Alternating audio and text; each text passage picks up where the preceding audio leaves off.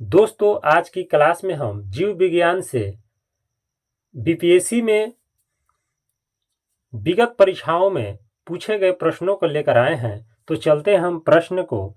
प्रश्न है कि जेनेटिक्स निम्न में से किसका अध्ययन है? जेनेटिक्स। तो इसका उत्तर क्या होगा?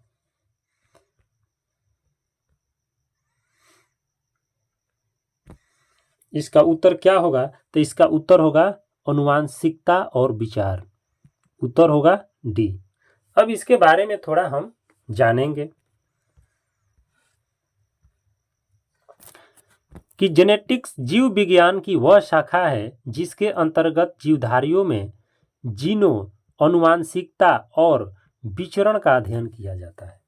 जेनेटिक्स जीव विज्ञान की वह शाखा है जिसके अंतर्गत जीवधारियों में जीनों, आनुवांशिकता और विचरण का अध्ययन किया जाता है। अगला प्रश्न है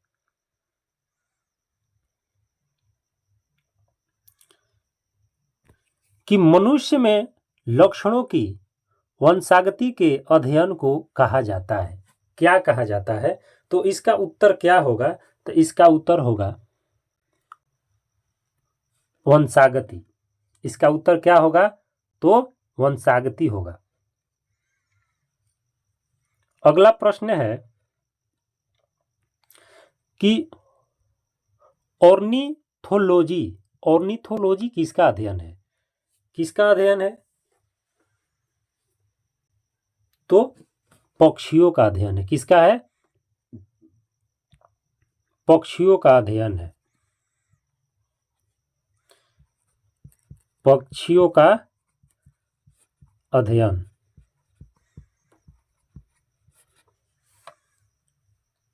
फिनोलॉजी, इसका क्या है? तो फिनोलॉजी है। फिनोलॉजी। और हड्डियों का क्या है? तो ऑस्टियोलॉजी। ऑस्टियोलॉजी।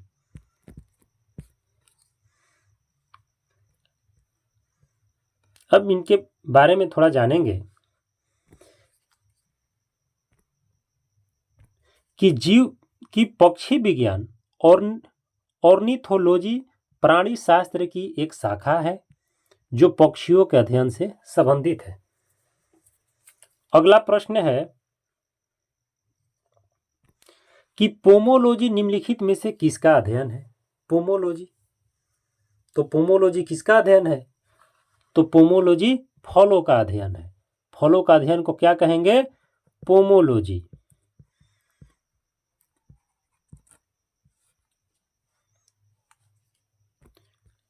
अब इसके बारे में थोड़ा जानेंगे कि पोमोलॉजी वनस्पति विज्ञान की एक शाखा है जिसमें फलों एवं खेती का अध्ययन किया जाता है।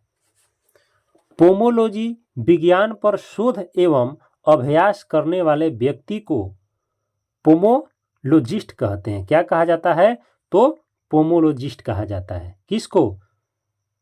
शोधकर्ता को और अभ्यास करने वालों को। अगला प्रश्न है कि संघ इकाइनोडर्मेटा के लिए क्या सत्य है? संघ इकाइनोडर्मेटा के लिए क्या सत्य है? तो इसका उत्तर क्या होगा? तो इसका उत्तर होगा उपयुक्त में से एक से अधिक। उपयुक्त में से एक से अधिक। अब इसके बारे में हम जानेंगे कि संघ इकाइनोडर्मेटा विशेष रूप में समुद्री जीव हैं। ये बहुकोशिकीय जीव हैं जिनमें अच्छी तरह से विकसित अंग प्रणालियां है। इनका आकार तारे जैसा होता है। इनका आकार तारे जैसा होता है। और ये कैसा कोशिकीय जीव है? तो बहुकोशिकीय है। बहुकोशिकीय जीव।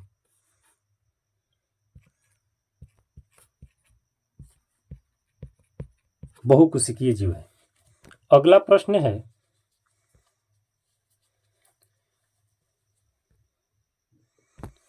कि जीवों में अत्यधिक विविधता कारण क्या है? जीवों में अत्यधिक विविधता का कारण क्या है? तो विविधता का कारण क्या हो सकता है? तो उत्परिवर्तन। क्या हो सकता है? उत्परिवर्तन हो सकता है। अब इसके बारे में हम जानेंगे कि उत्परिवर्तन है क्या। तो वैज्ञानिकों का वह समूह जिसने प्रकृतिवाद के सिद्धांत को आधुनिक रूप दिया, उसे नव डार्विनवादी कहते हैं। आधुनिक नव डार्विनवादियों के अनुसार जीनों में साधारण परिवर्तनों के उपरांत नए जीव बनते हैं, जिससे उनमें विभिन्नताएं बढ़ जाती है। इन परिवर्तनों को उत्परिवर्तन कहते हैं।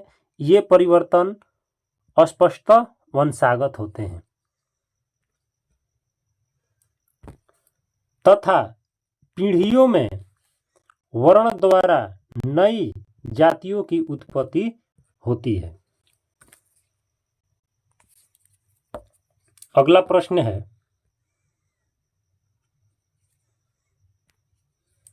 कि वर्तमान प्रमाण के अनुसार पृथ्वी पर जीव उद्गम 2 लाख वर्ष पूर्व हुआ। इस युग में प्रोटोजोआ, शैवाल एवं जीवाणु थे। तो इसका उत्तर क्या होगा? तो इसके उत्तर का अभी कोई अनुमान नहीं लगाया गया है, इसलिए इसको हम स्टार दे सकते हैं। इसका अनुमान नहीं लगाया गया है। आधुनिक खोजों से स्पष्ट हो चुका है कि प्रोटोजोआ के उद्भव प्रारंभ 3.5 अरब वर्ष पूर्व हो चुका था। साइनोबैक्टीरिया या नीलहरित शैवाल का उद्भव 2.3 अरब वर्ष पूर्व माना गया है। अगला प्रश्न है, आधुनिक मनुष्य का पूर्वज कौन है? तो इसका उत्तर क्या होगा? क्रो-मैग्नन मनुष्य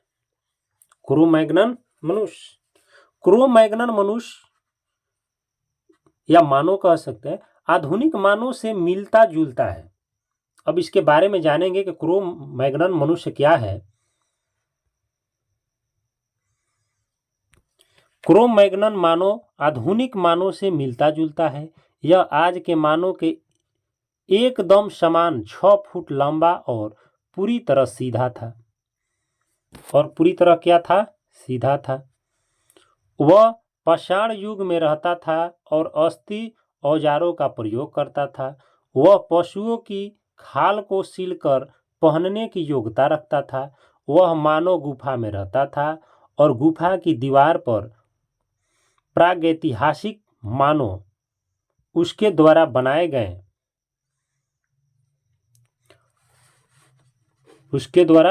बनाए गए। अगला प्रश्न है,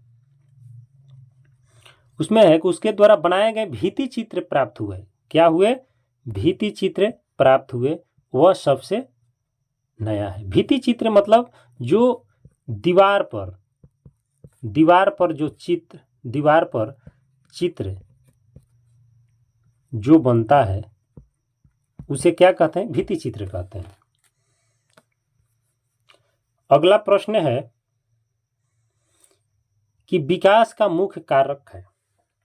विकास का मुख्य कारक क्या है? तो विकास का मुख्य कारक है प्रकृति वर्णन। आज विकास के सर्वाधिक मान्य सिद्धांत को विकास का संश्लेषणात्मक सिद्धांत के नाम से जाना जाता है। अब इसके बारे में जानेंगे कि प्राकृतिक वर्णन क्या है। तो प्राकृतिक वर्णन के बारे में जानेंगे कि आज विकास के सर्वाधिक मान्य सिद्धांत को विकास का संश्लेषणात्मक सिद्धांत के नाम से जाना जाता है। इसमें जाति के अभ्युदय को आनुवंशिक विविधताओं की अन्योन्य क्रियाओं एवं प्राकृतिक चयन के आधार पर स्पष्ट किया गया है। अगला प्रश्न है कि विकास का कारण क्या है। तो विकास का कारण है पीढ़ी से पीढ़ी अनुकूल। क्या कारण है विकास का? पीढ़ी से पीढ़ी अनुकूल। अब इसके बारे में हम जानेंगे कि पीढ़ी से पीढ़ी अनुकूल होता क्या है। तो पीढ़ी से पीढ़ी के अनुकूल के बारे में जानेंगे। विकास के सर्वाधिक मान्य सिद्धांत को विकास का संश्लेषणात्मक सिद्धांत के नाम से जाना जाता है। इसमें जाति के अभ्युदय को आनुवंशिक विविधताओं की अन्योन्य क्रियाओं और प्राकृतिक चयन के आधार पर समझा जा सकता है, अर्थात पीढ़ी से पीढ़ी अनुकूल ही विकास का कारण है। पीढ़ी बाय पीढ़ी जो अनुकूल होता है उसे हम कहते हैं विकास कहते हैं। अगला प्रश्न है कि जहां जीव रहता है वह सटीक जगह को कहते हैं। क्या कहते हैं? जहां जीव रहता है उस सटीक जगह को क्या कहेंगे? तो उसको हम आवास कहेंगे, उसको हम आवास कहेंगे। अब इसके बारे में हम जानेंगे। किसी प्रजाति विशेष के पौधे या जीवों या अन्य जीवधारियों के रहने की सटीक जगह लोकेशन, एक्चुअल लोकेशन आवास कहलाता है।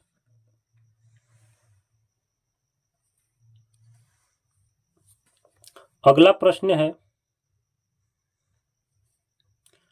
प्रश्न है कि आर्कियोप्टेरिक्स है क्या है?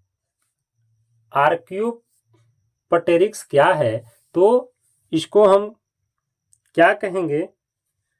तो जुरासिक युग का सर्व पुरातन पक्षी है। क्या है? जुरासिक युग का सर्व पुरातन पक्षी है आर्कियोप्टेरिक्स, इस पक्षी का नाम है। अगला प्रश्न है,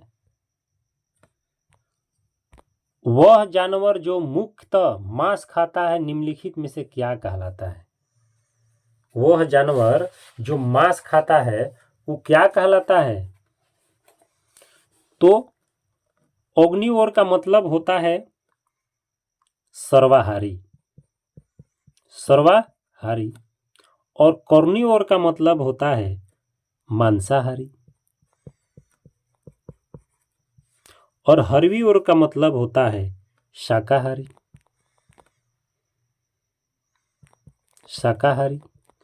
तो इसका उत्तर अब तो पता चल ही जाएगा कि क्या है, कार्निवोर है, यानी मांसाहारी है।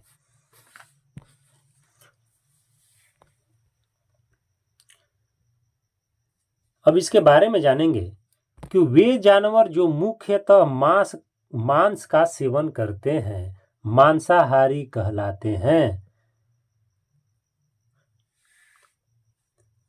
वो क्या कहलाते हैं? मांसाहारी।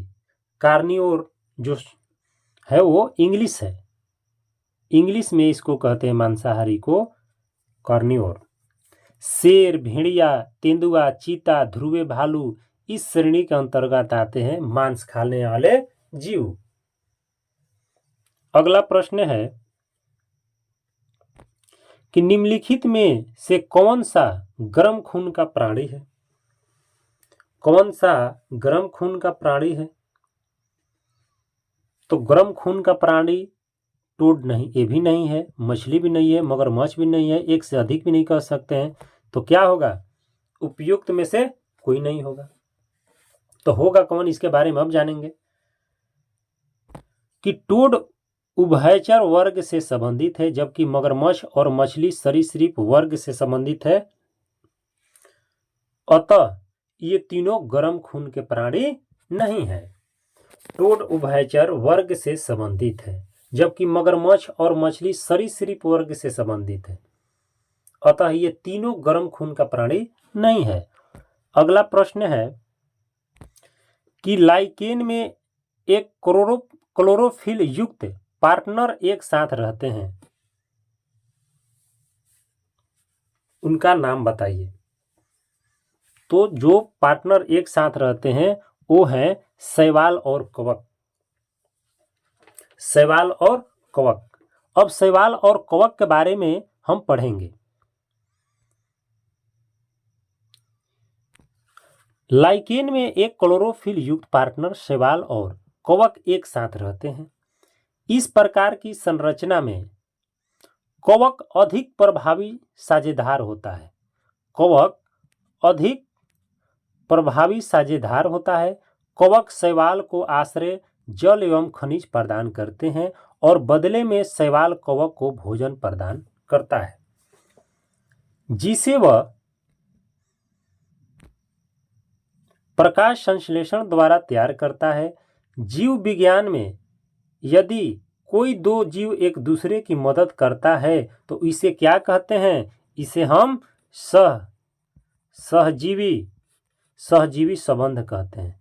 क्या कहते हैं? सहजीवी संबंध कहा जाता है। अगला प्रश्न है कि स्पाइरोगाइरा निम्नलिखित शैवाल में से किसका एक उदाहरण है? तो किसका एक उदाहरण है? तो इसका उत्तर क्या होगा? तो इसका उत्तर होगा हरा शैवाल। यह हरा शैवाल का उदाहरण है। अब इसके बारे में जानेंगे, हरा शैवाल के बारे में। स्पाइरोगाइरा हरे शैवाल का एक उदाहरण है। इसमें क्लोरोफिल पाया जाता है, अतः यह प्रकाश संश्लेषण की क्रिया द्वारा स्वयं अपना भोजन बनाता है। दुनिया भर में इसकी 400 से अधिक प्रजातियां हैं। 400 से अधिक इसका प्रजाति है। क्या है? 400 से अधिक प्रजातियां हैं। प्रश्न आ सकता है कि दुनिया भर में 400 से अधिक प्रजातियां किसकी है? तो स्पाइरोगाइरा का। अगला प्रश्न है कि निम्नलिखित में संवहनी पौधे को चुनिए। निम्नलिखित में संवहनी पौधे को चुनिए। संवहनी पौधे कौन है उसको चुनना है। तो इसका उत्तर क्या होगा? तो इसका उत्तर होगा फर्न। क्या होगा? फर्न। अब हम फर्न के बारे में थोड़ा सा पढ़ेंगे कि फर्न होता क्या है। फर्न एक अपुष्पक संवहनीय पौधा है। संवहनीय पौधा उन पौधों को कहा जाता है जिसमें जल और खनिज को भूमि से पादप के विभिन्न अंगों तक ले जाने के लिए लिग्नित ऊतक पाए जाते हैं। फर्न एक अपुष्पक संवहनीय पौधा है।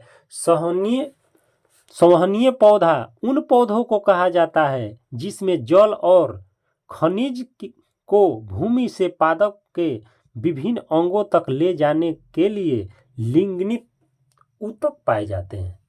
उसे हम क्या कहते हैं? उसे हम फर्न कहते हैं। उसे हम फर्न कहते हैं। अगला प्रश्न है कि निम्नलिखित में से शैवाल का उदाहरण है। निम्नलिखित में से शैवाल का उदाहरण है। तो शैवाल का उदाहरण कौन है? तो शैवाल का उदाहरण है डायटम। डायटम एक शैवाल का उदाहरण है। अब हम जानेंगे कि डायटम है क्या। तो डायटम डायटम जो है एकल कोशिका वाले शैवाल है। यह कांच से बने घरों में पाए जाते हैं। ये पारदर्शी ओपलिन सिलिका से बने कोशिका भीति वाले एकमात्र जीव हैं जो पृथ्वी पर पाए जाते हैं। अब प्रश्न ये भी आ सकता है कि डायटम जो है कैसी शैवाल है? तो एक कोशिकीय शैवाल है। कैसी है? तो एक कोशिकीय शैवाल है डायटम। और ये कहाँ पाया जाता है? तो कांच के कहाँ पाया जाता है?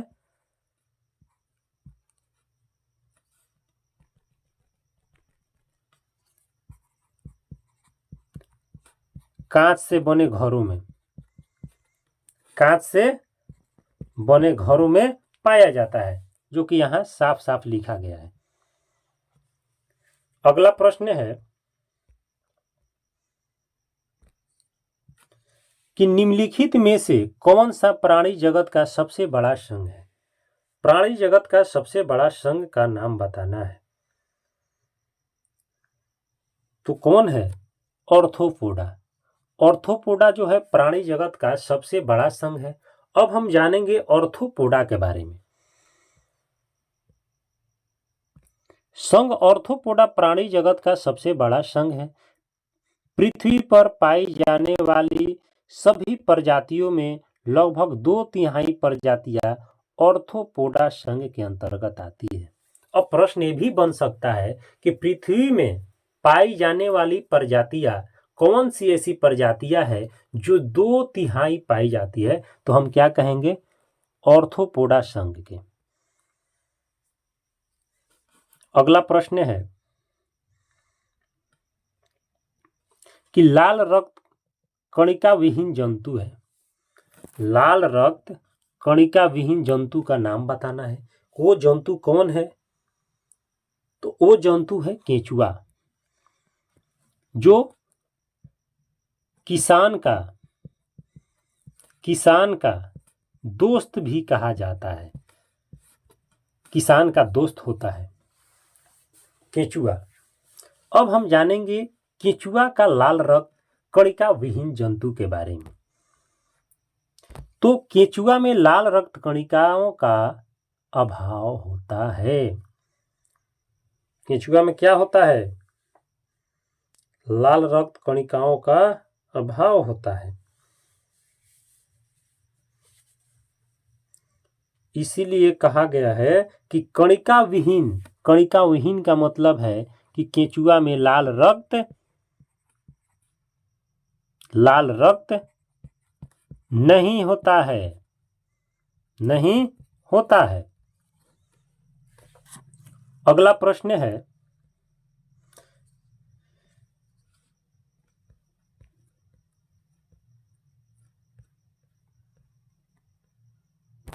कि सबसे छोटा जीव जो स्वयं विकास एवं प्रजनन करने में समर्थ हो।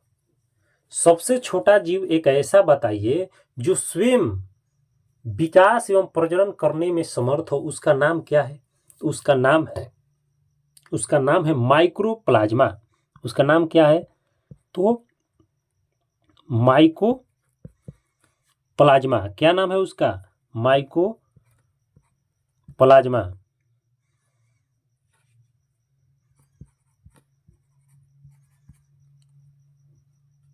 माइकोप्लाज्मा।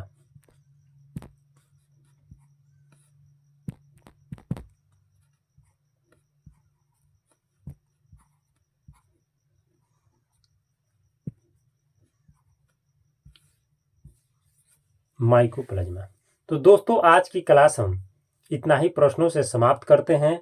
आगे हम लगातार बीपीएससी का प्रीवियस वर्ष में पूछे गए जीव विज्ञान से संबंधित जितने प्रश्न हैं वो सब हम क्लास वाइज वीडियो लेकर आएंगे। आप इसे ध्यानपूर्वक देखिएगा, सुनिएगा, समझिएगा। और मेरा वीडियो पसंद है तो मेरे चैनल को लाइक, शेयर और सब्सक्राइब करना बिल्कुल ना भूलिएगा।